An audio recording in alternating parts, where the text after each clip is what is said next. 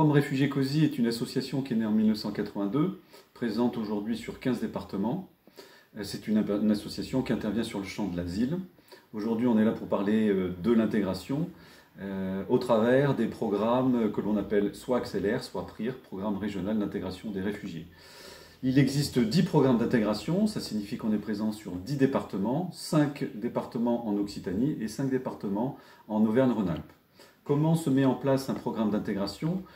On passe systématiquement par un diagnostic territorial partagé, où le but du jeu est de faire une photographie de l'intégration, et à partir de cette photographie, de pouvoir co-construire, mettre en place un programme d'intégration adapté aux spécificités du territoire.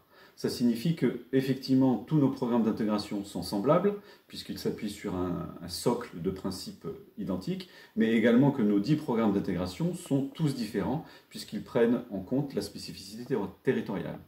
Alors, quels sont ces principes, justement, d'intervention ? Le premier principe, c'est le fait qu'on a une approche globale de la personne, c'est-à-dire qu'on va intervenir sur le champ de l'emploi, de la formation, du logement et de l'ouverture des droits.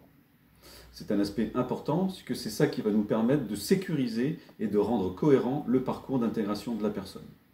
Un autre principe est le fait de s'appuyer sur le droit commun.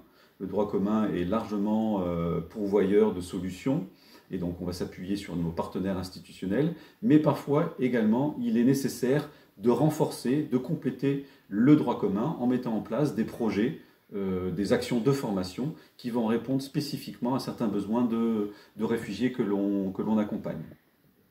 Autre principe est celui du partenariat. On ne peut pas prétendre travailler seul l'intégration.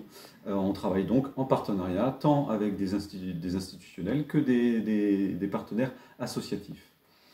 On va s'adresser également à tous les bénéficiaires d'une protection internationale, c'est-à-dire ceux issus du DNA, le dispositif national d'accueil, donc l'hébergement accompagné, mais également ceux qui ne sont pas en hébergement.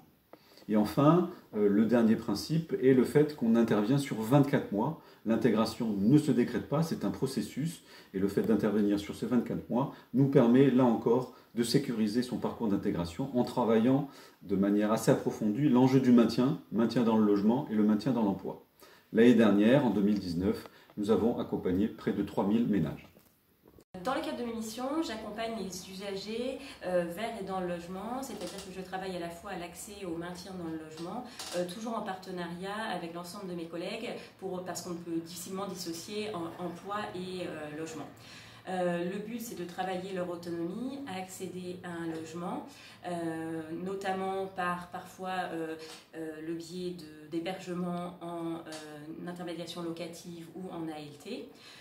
Nous travaillons à la fois de la gestion administrative, de la gestion budgétaire, de l'adaptation à l'environnement, un travail aussi sur tout ce qui est ménage dans un logement et comment se servir d'appareils qui n'ont pas eu au pays.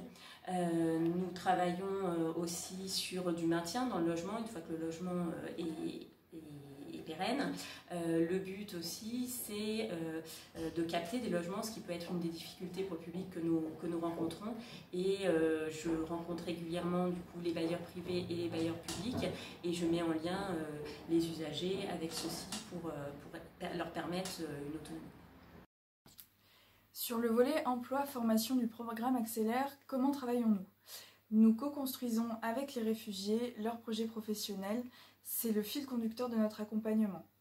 À partir de là, nous les accompagnons dans leur démarche de recherche de formation et d'emploi. Nous utilisons prioritairement l'offre dédiée de l'OFII aux réfugiés, ainsi que l'offre des services de droit commun, comme celle de Pôle emploi ou des missions locales.